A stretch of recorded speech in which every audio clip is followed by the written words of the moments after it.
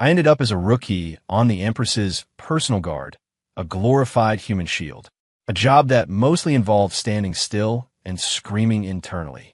Empress Alexandria Thorne, the tyrant, doodles on state documents like a bored teenager. Assassins are here, and she's charging it herself? What am I even getting paid for? Then came the day an assassin's blade nearly found its mark. I tackled her, thinking, damn, she is a tiny waste. Be a real shame if she died.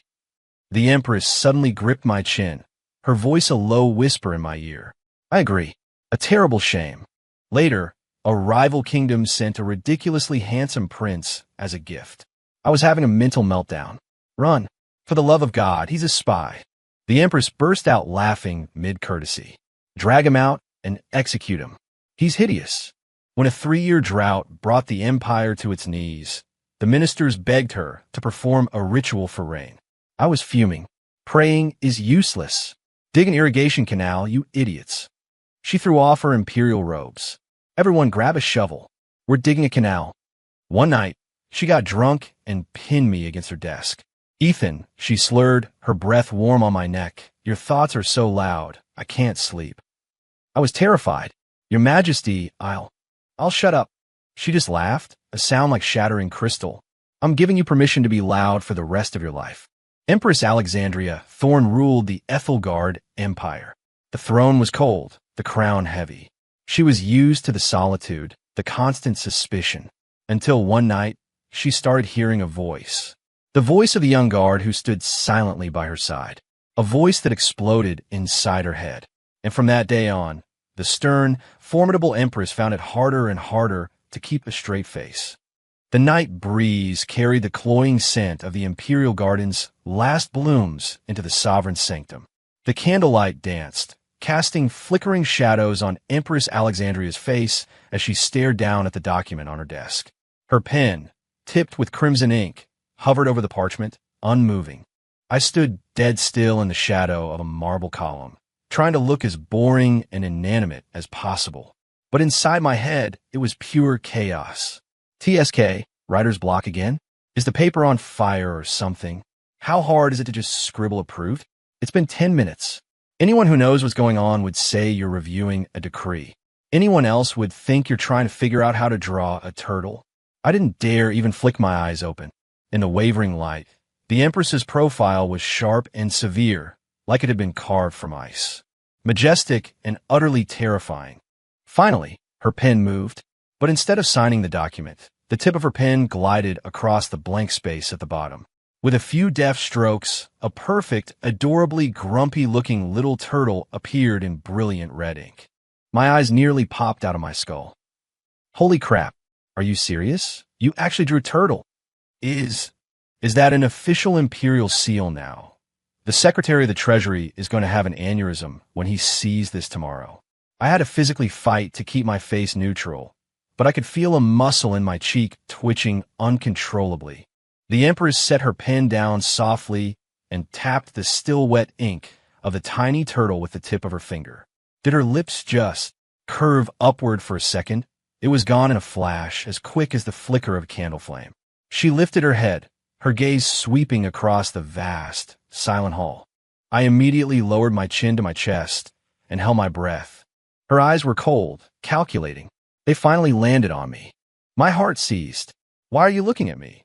Your Majesty, please look away. I don't have a turtle on my face. Oh God, did she somehow hear me making fun of her in my head? Serving a ruler is like living with a tiger. The old-timers weren't kidding. Alexandria's gaze lingered on my face for a moment too long. Her fingers tapped a slow, deliberate rhythm on the arm of her obsidian throne. Top, top, top. Every single sound landed directly on my frayed nerves. Ethan Cole, she said, her voice devoid of any warmth. Mom. I jolted, taking a half step forward. You stand there. She gestured with her chin toward a spot closer to her desk, bathed in the warm glow of the lamps. In the light. Yes, ma'am. I shuffled over obediently. What's this about? Am I too shady looking back there in the dark? Does she think I look like an assassin?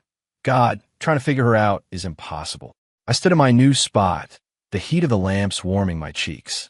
Outside, The distant chime of the water clock marked the passing hour. The night grew deeper. Suddenly, a sharp hiss sliced through the silence. Several dark glints of steel burst through the rice paper window, flying straight for the throne. The target was Alexandria, who was still focused on the document before her. It was too fast. Assassins. My brain went into overdrive, but my body was already moving. Pure instinct. I launched myself toward the throne.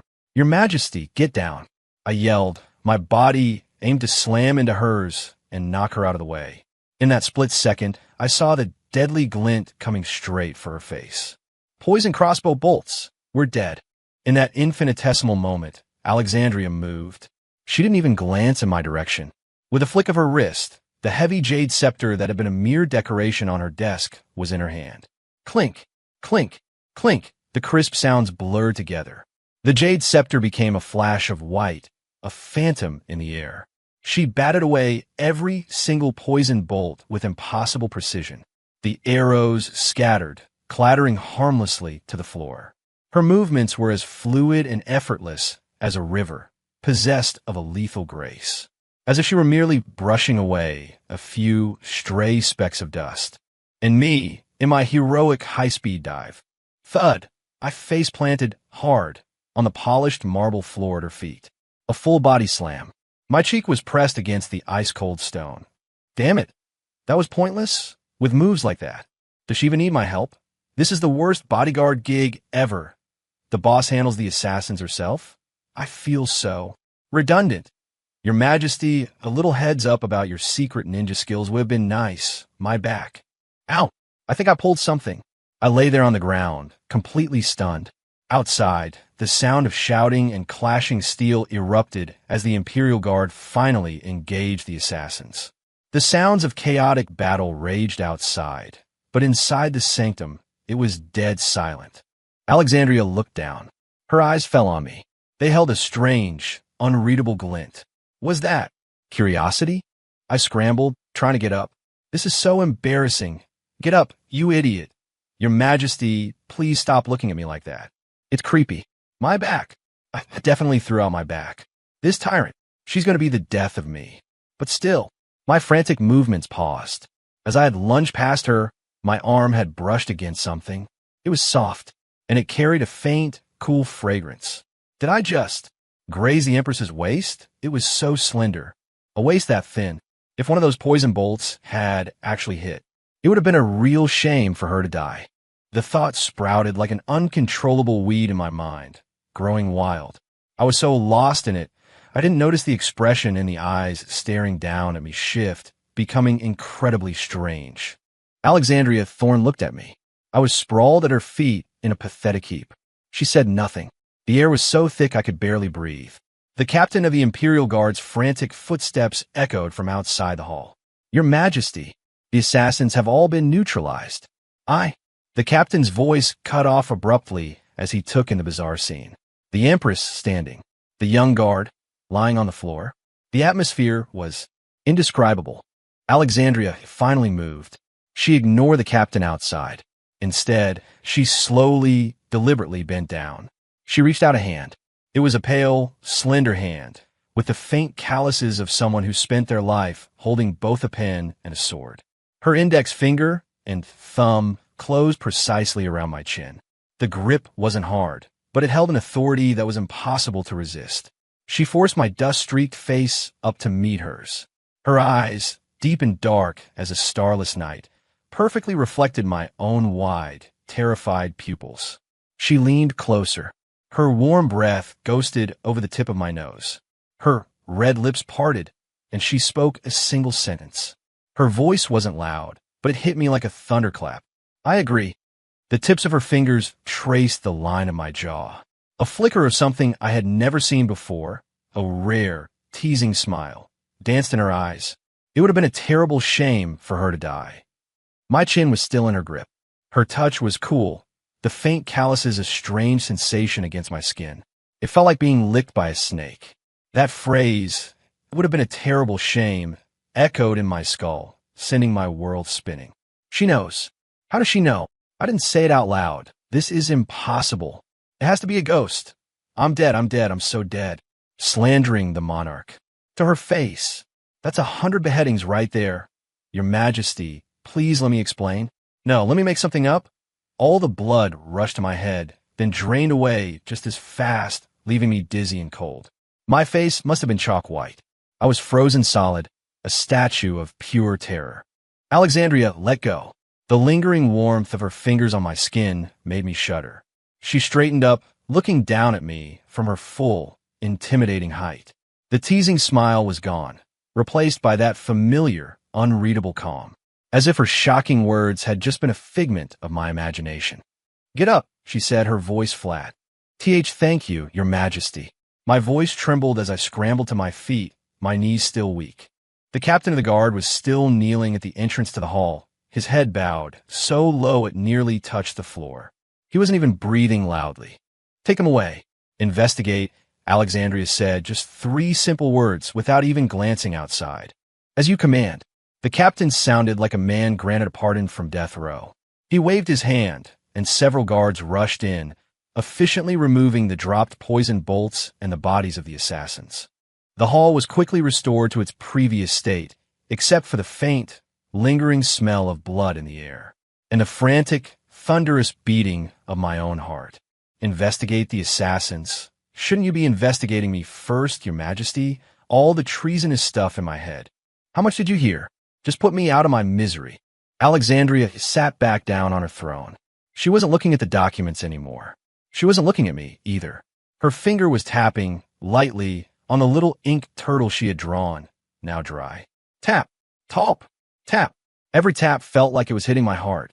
Silence. A long, agonizing silence. I kept my head down, wishing I could melt into the floor. It's over. She's just deciding on the sentence. Is she debating how to execute me? Death by 1,000 cuts? The brazen bull? Drawn and quartered? Can I request a clean death, at least? Mom, Dad, your son has failed you. Just as I was mentally composing my own eulogy, Alexandria spoke again. Ethan Cole. Why, yes, ma'am. I flinched.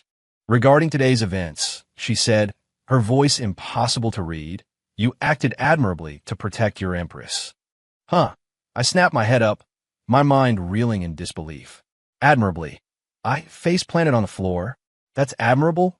Your Majesty, are you delirious from the stress? Or is this sarcasm? Lull me into a false sense of security before you bring down the axe? The corner of Alexandria's mouth twitched, almost imperceptibly. She picked up a teacup from a side table and took a small sip. What reward would you like? She asked, setting the cup down, her eyes landing on me with a cool weight. A reward. No. I don't deserve a reward. Accepting a reward will only make my death faster. I just want to live. I dropped to my knees again with a thud. Your Majesty's divine grace is a shield unto itself. I merely acted on instinct. I dare not claim any merit. The honor of serving you is reward enough, Your Majesty. I wouldn't dare ask for more. I pressed my forehead to the cool marble floor. Just please forget what you heard in my head. I'll even give you my salary back. I'm begging you. Alexandria didn't speak. Her finger continued its soft tapping on the little turtle. After a long moment, she made a soft sound in her throat. You are dismissed. Yes. Thank you, Your Majesty. Granted another pardon, I scrambled up, bowing and backing away toward the door, my entire back drenched in a cold sweat. Just as I reached the massive doors, her voice came again from behind me, not loud but crystal clear. Tomorrow, on your shift, stand closer. My feet felt like they were nailed to the floor. Closer? You want me even closer? Today was almost fatal.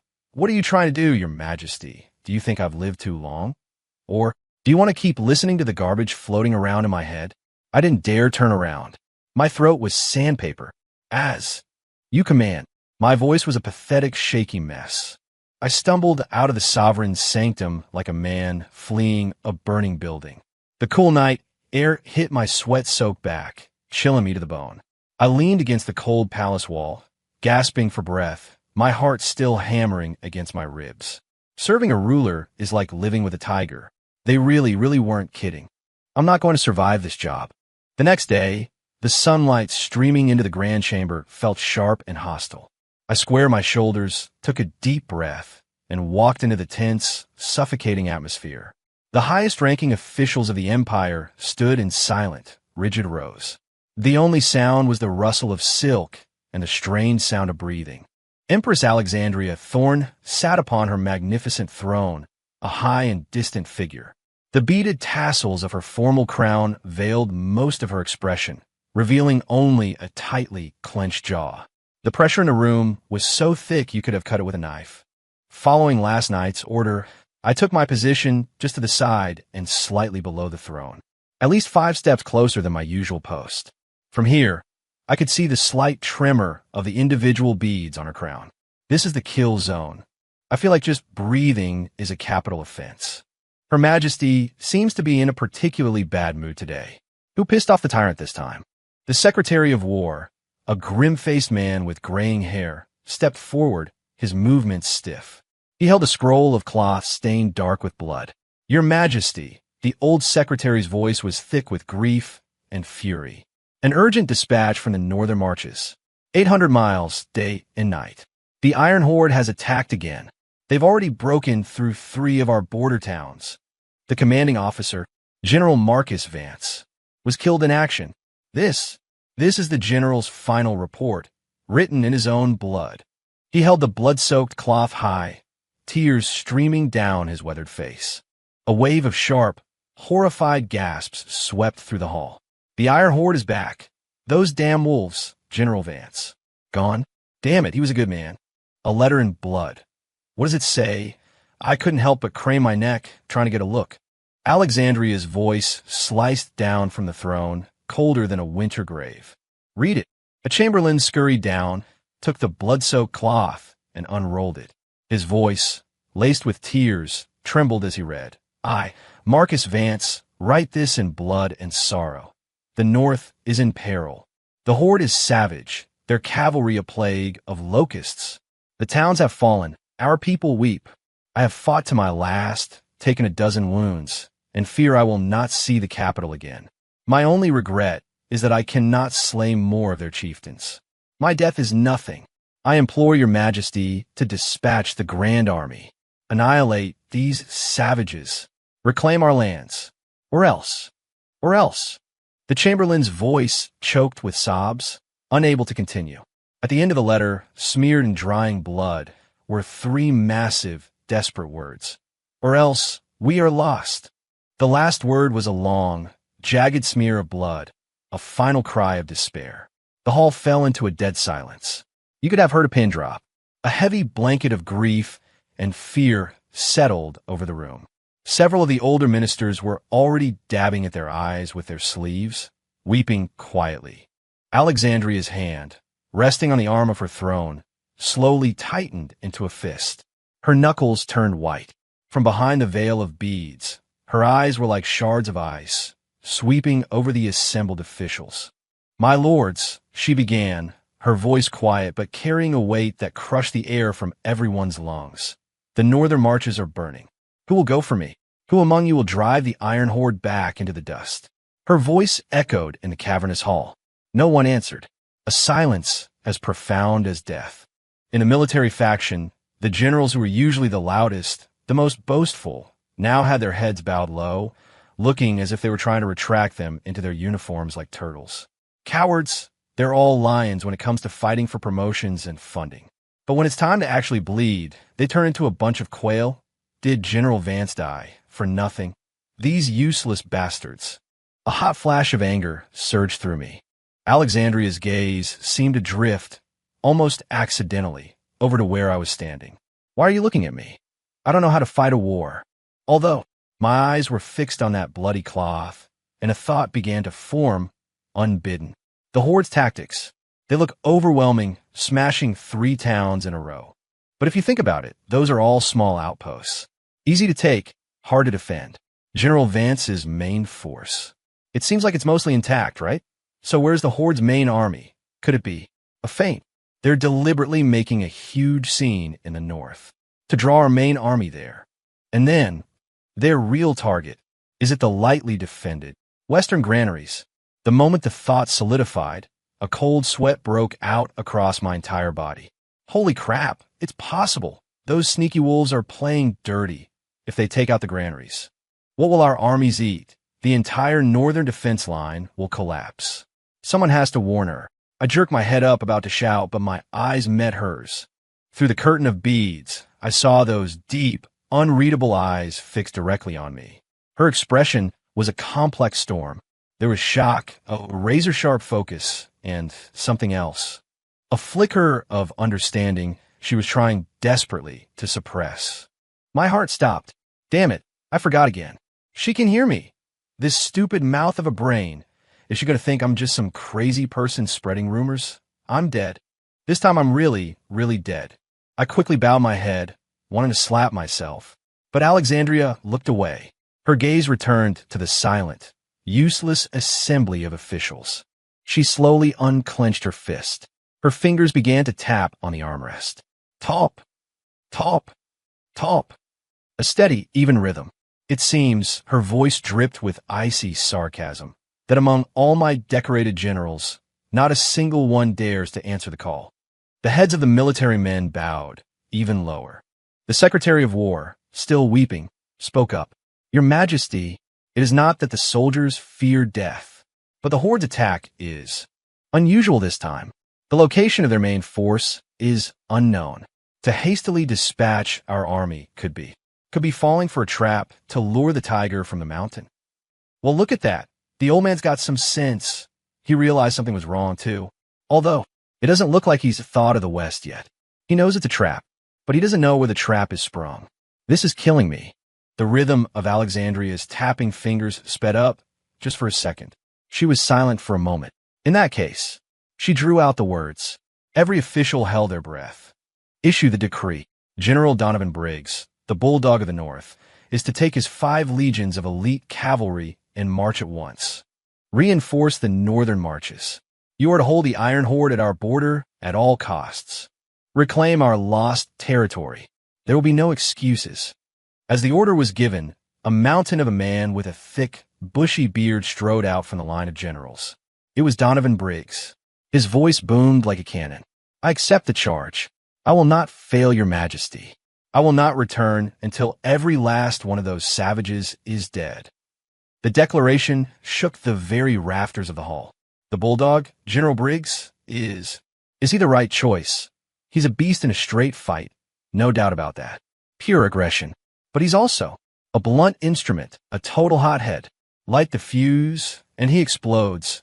If the Horde is really setting a trap, and we send this bull charging into the north to chew on a bone, then the West. Who's left to defend it? Your Majesty, please reconsider. My insides were twisted into knots of panic. Alexandria, however, acted as if she hadn't heard a thing. She looked at Briggs, her tone softening slightly. General Briggs, your courage is a balm to my heart. The War Department will ensure your supply lines have everything they need, without delay. The Secretary of War bowed low. As you command, Your Majesty. Court is dismissed, Alexandria said, rising from the throne. The beaded tassels swayed, hiding her face completely. Long live the Empress, the court officials chanted as one. I fell in step behind her chamberlains, following her as she left the grand chamber. We had just turned into the private colonnade behind the hall when the Empress, who had been walking with a powerful, determined stride, suddenly stopped. She shot out a hand, steadying herself against one of the red-lacquered pillars. Her shoulders were trembling slightly. Your Majesty, her lead handmaiden rushed forward in alarm. Alexandria raised her other hand, waving her away. She kept her head down. Her shoulders were shaking more violently now, as if she were trying to suppress something with all her might. What's wrong? Did the stress finally get to her? Or did holding back all that rage just now give her an ulcer? I told myself she shouldn't bottle up. See, now she's broken. Even tyrants are human, I guess. I thought to myself. Alexandria leaned against the pillar, taking a deep, shuddering breath. Then, slowly, she lifted her head. There was no pain on her face, no anger, only a bizarre, contorted expression. The corners of her mouth were pulled up, hard, as if she were smiling. But it also looked like she was fighting with every fiber of her being not to laugh. Her eyes were glistening. She glanced at me. Her eyes were shockingly bright. They held a strange emotion I couldn't decipher, a mixture of immense relief and excitement. Ethan, ma'am, I answer quickly. To the Imperial study. With me, she said. Her voice was unsteady, as if she was trying to keep it from trembling with suppressed emotion. Yes, ma'am. I followed, my mind a whirl of confusion. The study? Is she going to go draw more turtles? Or is this it? Is she finally going to punish me?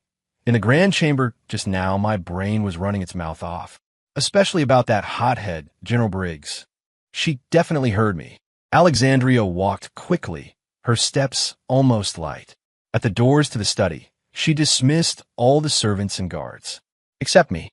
The heavy doors swung shut, sealing us off from the rest of the world. Alexandria strode directly to a massive map that covered one wall, a detailed chart of the Ethelgard Empire and its neighbors. She stood with her back to me, and her shoulders began to shake again. And then, puffed, a sharp, clear, utterly unrestrained snort of laughter echoed in the vast, silent study. It was like a violin string stretched too tight had finally snapped. The hair on my arm stood on end. She laughed. Her Majesty. She actually laughed. Now, at a time like this, the North is on fire. General Vance is dead, and she's laughing. Has she gone insane? Or did I drive her insane? I stared at her back in utter horror. Alexandria spun around. The laughter was gone from her face, replaced by an Arctic frost. Her eyes were sharp as daggers, aimed straight at me.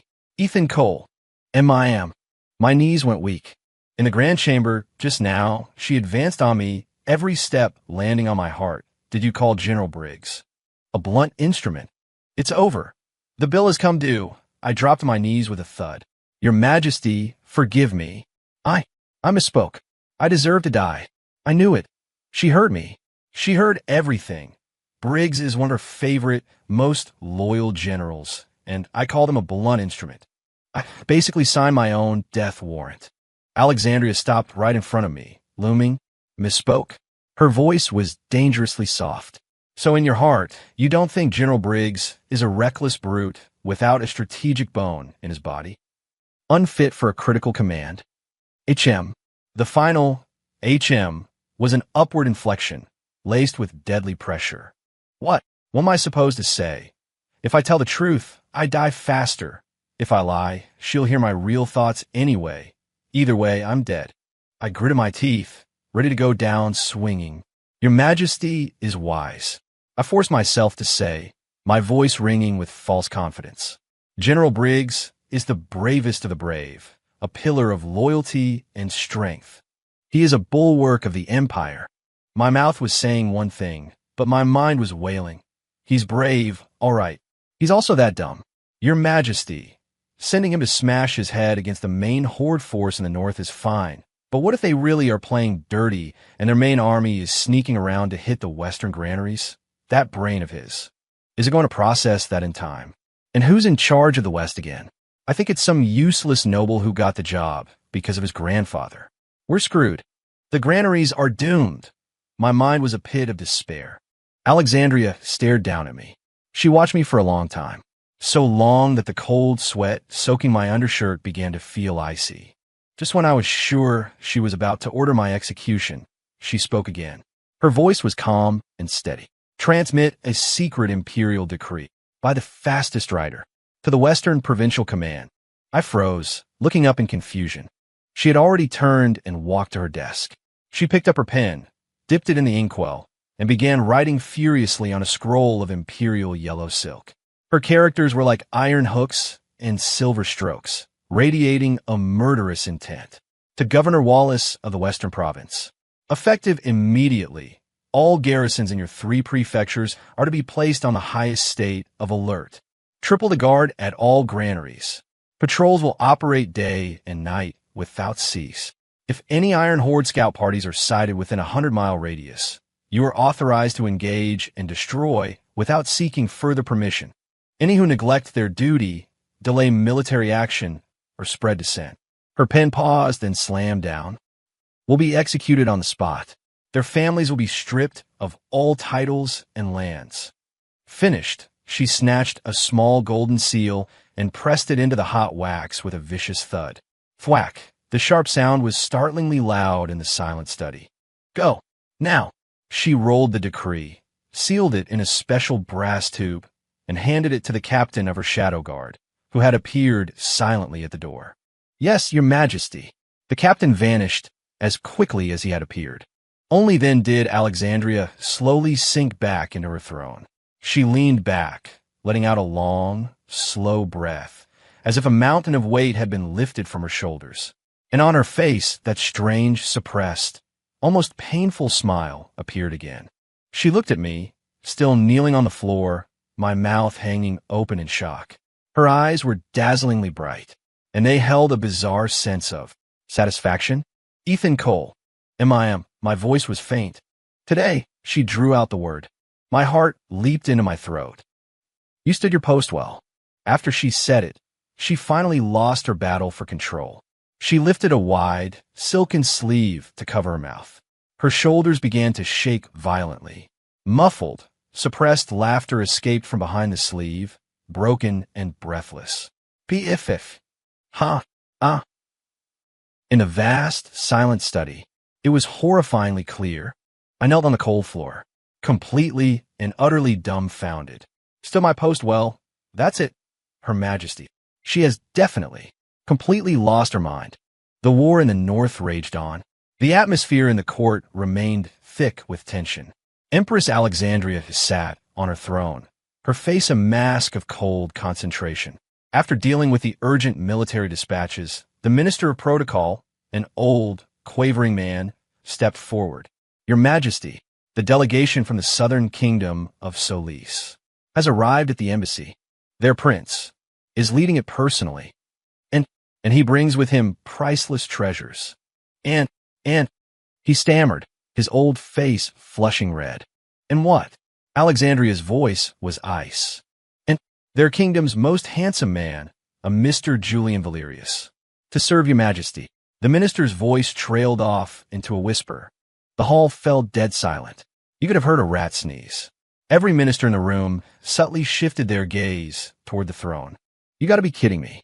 The honey trap is the kingdom of Solis out of its mind, sending a man to the tyrant Empress. Do they have a death wish? My inner monologue was going berserk. Alexandria said nothing. She just tapped a finger on the arm of her throne. Admit them was all she said. Soon, the great doors swung open. The Solis delegation entered in a procession. The man at its head was dressed in fine silks, his bearing regal. This was the prince. Behind him walked a man in a simple white tunic. He was tall and slender, with a face so beautiful it was almost unnatural. His eyes, in particular, were almond-shaped and devastatingly charming. With a single glance, he captured the attention of the entire hall. Holy, he is ridiculously good-looking. Is that face even real? Even I couldn't help but stare. The Prince of Solis bowed deeply. Prince Darius of Solis greets the Empress of Ethelgard. We present our kingdom's greatest treasures, and Mr. Valerius, we hope they are to your Majesty's liking. He clapped his hands. Servants brought forward several heavy chests, which they opened to reveal a blinding hoard of jewels and gold. Julian Valerius stepped forward and gave a slight, graceful bow. His voice was smooth and musical. Julian, at your Majesty's service. He lifted his eyes, looking directly at Alexandria on her throne. His gaze was intense, overflowing with a carefully crafted passion. Yikes! That guy would win an Oscar. Please don't tell me the Empress is actually going to fall for this. I mean, he is inhumanly handsome. I started to get nervous. Alexandria's gaze drifted over the chests of treasure without interest. Finally, it landed on Julian's face. Her expression was blank. The prince is too kind, she said, her voice flat. Prince Darius's face lit up. A faint, confident smile played on Julian's lips. It worked? Even the tyrant Empress has a weakness for pretty boys? No way. Wait a minute, this Julian guy. Something's wrong. His right pinky finger. Why is it curled like that? That specific posture. I've seen it before. It's from the Shadow Guard training manuals. It's the secret signal for the Serpent Guild spies. Oh crap. He's a spy. He's definitely a spy. Your Majesty. Run. It's a trap. Warning bells were screaming in my head. I want to tackle him right there. But Alexandria remained seated, calm as a statue. She even picked up her teacup and took a slow, deliberate sip. She set the cup down. Her eyes fell once more on Julian's devastatingly handsome face. She looked him up and down. Her scrutiny seemed to make Julian smile even more confident. Then, the Empress's red lips parted. She spoke 3 words, clear as a bell. He's too ugly. I nearly choked on my own spit. What? Too ugly? Are you serious, Your Majesty? Are your standards for beauty forged in the heart of a dying star? The entire court, including Prince Darius, stared in stunned silence. Everyone thought they had misheard. The confident smile on Julian's face froze. Then it cracked. Then it twisted into a mask of pure disbelief. Alexandria acted as if she hadn't noticed. She waved a dismissive hand, like she was shooing away a fly.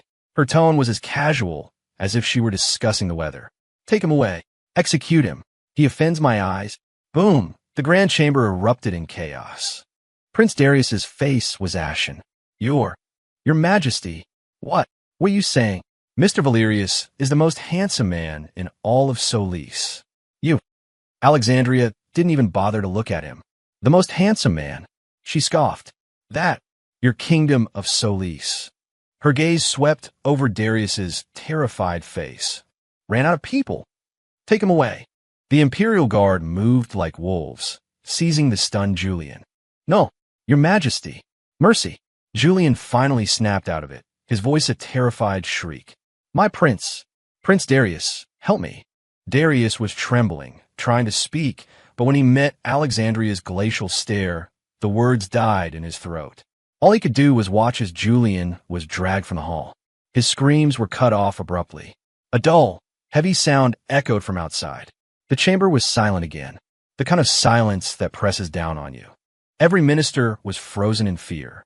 The Solis delegation looked like they'd seen a ghost. Alexandria leaned back in her throne, looking almost bored.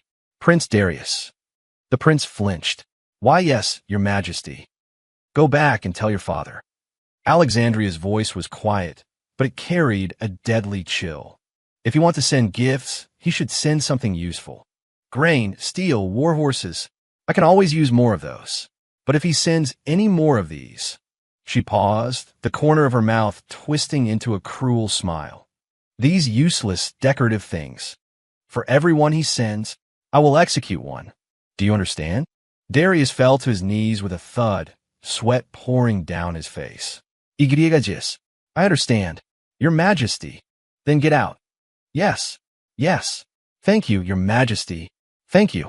Darius scrambled to his feet and practically ran from the hall, his terrified delegation stumbling after him. The chamber returned to its oppressive silence. Alexandria's gaze drifted slowly over to where I was standing. The corner of her mouth seemed to twitch upward, just for a second, so fast I thought I'd imagined it.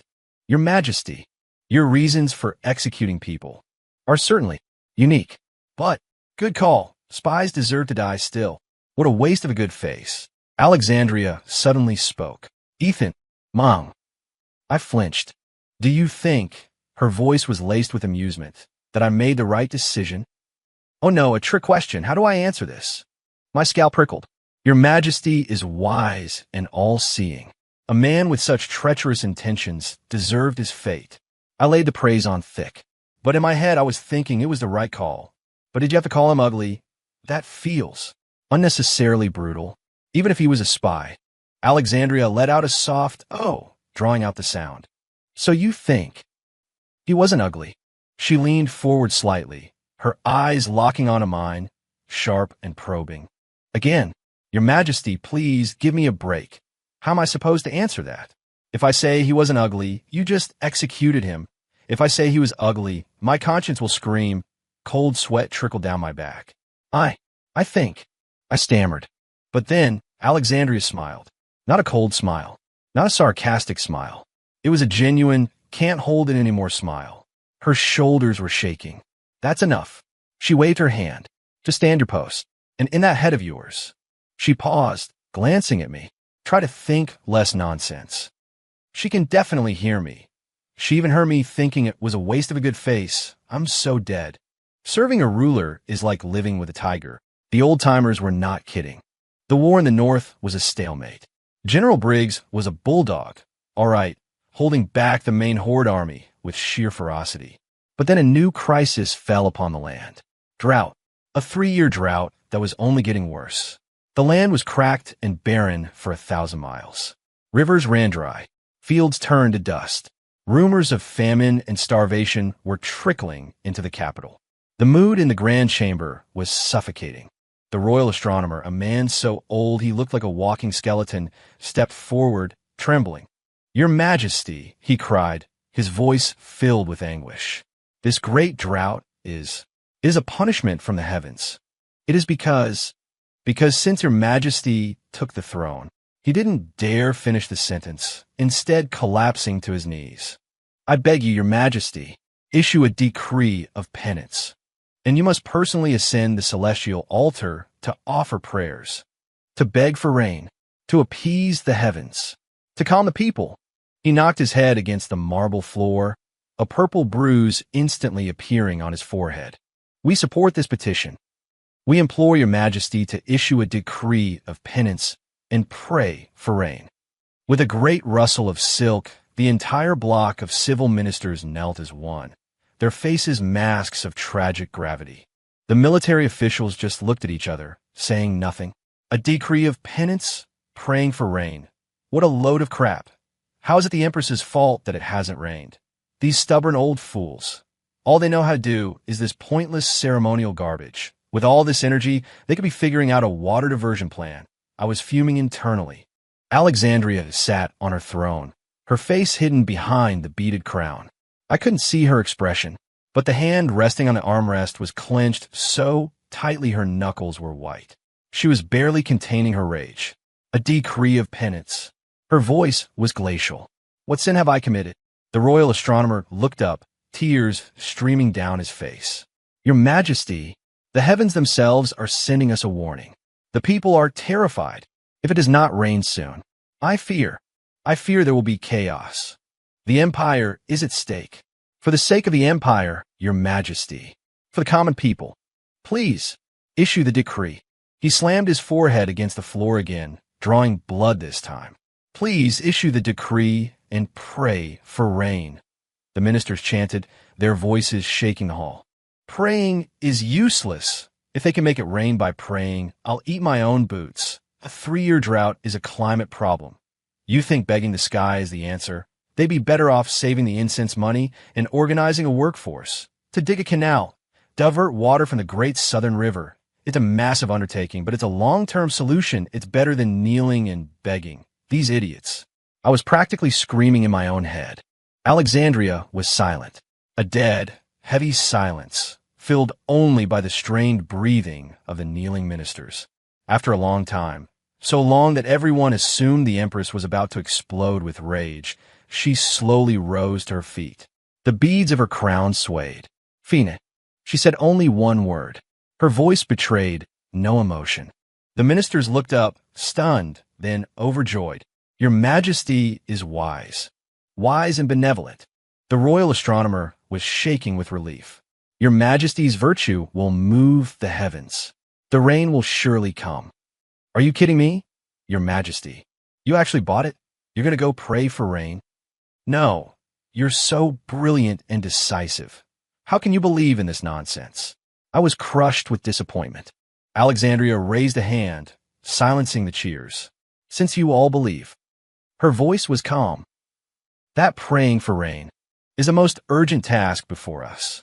"Very well." Her tone shifted abruptly, becoming hard as steel. "Issue the decree, effective immediately. Every official in this empire, 5th rank and above, civilian or military, every single one of you, will be issued." She flung her arm out, pointing toward the doors of the hall, as if pointing to the parched, dying land itself. Her voice rose to a thunderous command that tolerated no argument. "A shovel, and you will all go and dig a canal." The last 3 words were like a lightning strike. They detonated in the silent grand chamber. They turned every kneeling minister to stone. Their faces were comical masks of disbelief. The joyous expression on the royal astronomer's face froze, then shattered into utter shock. Your Majesty? What? What did you say? A canal? He thought he must have heard wrong. Alexandria stared down at him with cold contempt. Are you deaf? I said dig a canal. Divert the southern river. And in the northern drought. Do you understand me? Her gaze swept over the sea of dumbfounded faces. As for praying, I prove that as well. Royal astronomer. You, take your men. Go to the celestial altar and pray. Pray hard. And if the rains don't come, her voice turned bone-chillingly cold. Then you'll all kneel there until you die. Now, get out of my sight. Go. Day. And if anyone is caught slacking. She paused, then uttered two final words. Off with their head. Chaos. The ministers were completely stunned. They scrambled out of the hall, tripping over each other, their faces still blank with shock and confusion. In an instant, the grand chamber was empty. It was just me and Alexandria. She sank back on her throne, looking weary. She raised a hand and rubbed the bridge of her nose. Dig a canal. Your Majesty. You are incredible. Yes, this is how it's done. Praying is useless. Action is everything. You're a genius. Long live the Empress. I was so excited I could barely contain myself. I wanted to jump up and down. Alexandria lowered her hand. Her tired gaze fell upon me, and that familiar, strange, suppressed smile touched her lips again. Ethan, ma'am. My voice was loud and clear. You seem excited, she said, raising an eyebrow. Duh, how could I not be? That was the most epic power move I've ever seen. I quickly schooled my expression into something more dignified. I am overjoyed by your Majesty's wise and decisive leadership. I am thrilled for the good fortune of the people. Alexandria snorted softly. Such a flatterer. Come closer. Grind the ink for me. Yes, ma'am. I hurried forward, my heart pounding. Your Majesty, you heard me again, didn't you? I snuck a glance at her. She was already spreading a new document on her desk. The red-tipped pen hovered for a moment. Her profile, in the soft light of the study, seemed to have softened. Just a little. The lamps in the imperial study burned bright, pushing back the deep night. Alexandria was still working, plowing through a mountain of official documents. I stood beside her, silently grinding a fresh ink stick. It's past midnight. Isn't she going to sleep? Even an iron can't hold up forever. This tyrant, she works way too hard. There will always be more paperwork. Your body is more important. Sigh. I lamented silently. Alexandria finally set down her pen and rubbed her temples. Wine, she commanded in a low voice. Her handmaiden immediately presented a white jade decanter and a small cup. She poured for herself and drank. One cup, then another. She drank quickly, with a kind of frustrated energy, as if trying to wash away the day. Don't drink so much. Straight liquor on an empty stomach. It'll tear you up. You're just going to have a massive headache tomorrow. How can I stop her, living with a tiger? I was frantic with worry, but didn't dare say a word. I could only watch. Soon, the decanter was empty. A flush of crimson spread across Alexandria's pale cheeks. Her eyes began to lose their focus, that sharp, icy edge dulling into a hazy softness. She propped her head on her hand, her finger tracing idle circles on a document. Ethan, she said suddenly, her voice husky and languid with drink. Ma'am, I answered instantly. You. She lifted her head, her drunken eyes trying to focus on me. Come here. Yes, ma'am. I took 2 cautious steps closer. She shot her hand out and grabbed my wrist. Her grip was surprisingly strong. And hot. I jumped, startled. Your Majesty. She yanked. Caught completely off guard, I stumbled forward, crashing over the massive desk. Documents scattered everywhere, ink splashing across the fine wood. Your Majesty. Forgive me. I was mortified, trying to push myself up, but Alexandria leaned over me, pinning me down. The heavy scent of whiskey washed over me, along with a powerful, intimidating presence I had never felt from her before. She braced her hands on either side of my head, trapping me between her body and the cold surface of the desk. Her beautiful, intoxicated face was inches from mine, so close I could see the tremor of her long eyelashes. so close I could feel her warm breath ghosting across my cheek, tickling me. My heart rate shot into the stratosphere. Blood roared in my ears. This is it, I'm going to die. Your Majesty, you're drunk. Snap out of it. It's me, Ethan, your lowly guard. I'm not one of your consorts. Oh God, drunk and disorderly. I'm going to be a historical footnote of tragedy. I was petrified, trying desperately to squirm away, my back pressed hard against the cold desk with nowhere to go. Alexandria's hazy, dark eyes stared into mine, unblinking. She watched me for a long time, her expression a confusing mix of curiosity, confusion, and a deep, profound weariness. And was that dependence? She finally spoke, her voice soft, laced with drunkenness and a hint of something I couldn't quite place. Was it vulnerability? Ethan, your thoughts. She lifted a finger. The cool tip of it pressed, unexpectedly, against my chest, right over my heart, through the thin fabric of my uniform. Are so loud. Her fingertip seemed to feel the frantic, wild beating of my heart. Thump, thump, thump, thump. They're so loud. She furrowed her brow, as if complaining. They keep me awake. Boom! A million fireworks exploded in my brain. My mind went completely blank. She heard me. She can really hear me. She's been able to hear me all along, all the complaints, all the insults, all the stupid little jokes. She knows everything. A wave of terror unlike anything I'd ever known seized me. It was worse than any assassin's blade. The fear of being exposed. It turned my blood to ice. Why, your Majesty. My voice was a ragged mess. I deserve to die. I'll be quiet. I'll leave now. I won't disturb you. I used every ounce of strength I had to try and push her away to escape this waking nightmare. But Alexandria didn't budge. She just looked at my terrified face, at my pale, trembling lips, at my pupils dilated with pure fear. And then she laughed. Not a cold laugh, not a mocking laugh. It was a real, genuine, unrestrained laugh of pure delight. It was like a frozen river cracking in the spring, like the sun breaking through the clouds. Her eyes crinkled, her lips pulled back into a dazzling smile, revealing a flash of white teeth. Her laughter was clear and bright, colored with the laziness of drink and an indescribable sense of joy. Ha, ha, ha. She laughed so hard her whole body shook, her weight pressing down on me, making it hard to breathe. The jeweled tassels in her hair brushed against my cheek, an agonizing tickle. Be quiet. She finally caught her breath, her eyes shimmering with drunken amusement. She lowered her head, bringing her lips close to my ear. Her warm, whiskey-scented breath washed over the sensitive shell of my ear, sending shivers down my spine. But the words she whispered were a thunderbolt that shattered all my fear and denial. I give you permission to be loud for a lifetime. My little guard. As the last word left her lips, all the strength seemed to drain out of her. Her head lolled to the side, and her entire body went limp, collapsing fully on top of me. She was a warm, heavy weight, smelling of clean linen and strong whiskey. And she was sound asleep, her breathing soft and even.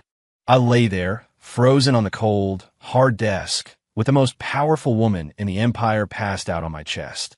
And in my mind, over and over, her last words echoed. Permission to be loud for a lifetime. A lifetime. Outside, the moonlight was like liquid silver. The night wind was cool. The distant water clock dripped. Drip, drip, just like my heart. For a long, long time, it refused to be calm.